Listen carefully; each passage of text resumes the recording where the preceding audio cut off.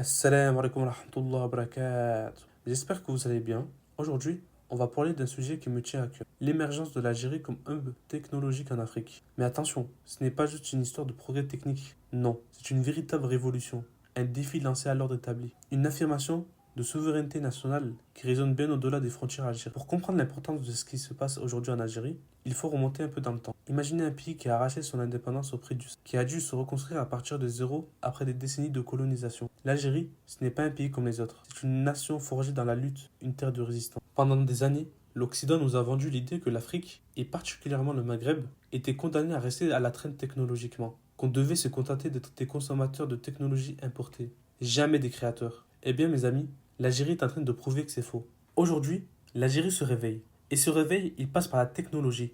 Dans les rues d'Alger, d'Oran et de Constantine, on ne voit plus seulement des cafés et des souks. Non, on voit des incubateurs de start-up, des espaces de coworking, des centres de recherche ultramodernes. Le gouvernement algérien a compris une chose essentielle.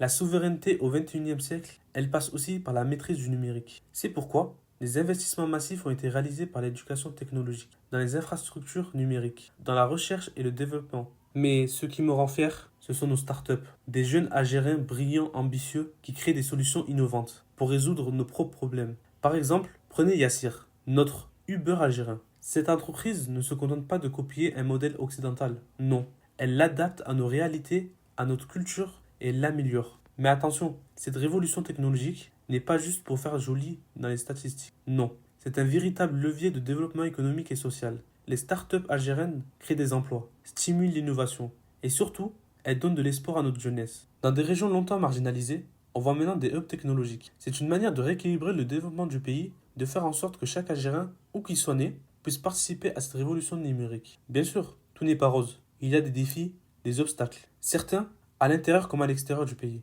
voudraient freiner cette dynamique. Ils ont peur de voir l'Algérie s'affirmer, peur de perdre leur influence. Mais vous savez quoi? C'est trop tard. Le train est en marche et rien ne pourra l'arrêter. Parce que cette révolution technologique, elle n'est pas imposée d'en haut. Non, elle vient du peuple, de notre jeunesse qui a soif de changement, d'innovation et de progrès. Et ce qui est beau, c'est que l'Algérie ne garde pas cette révolution pour elle. Non, nous tendons la main à nos frères africains. Des partenaires se nouent avec le Sénégal, le Nigeria et le Kenya. Nous partageons notre expertise, nos ressources. Parce que nous savons une chose, l'Afrique ne se développera que si nous sommes solidaires. C'est ça la vraie coopération. Par ces accords inégaux qu'on nous impose depuis des décennies. Non, une coopération basée sur le respect mutuel, sur l'égalité et sur la volonté commune d'émancier. Alors oui, l'Algérie est en train de devenir un hub technologique en Afrique. Mais c'est bien plus que ça. C'est une affirmation de souveraineté, notre dignité. C'est un message au monde. Nous ne sommes plus les spectateurs de notre propre développement. Nous sommes les acteurs et les créateurs. Qu'Allah apporte plus à l'Algérie. Amin.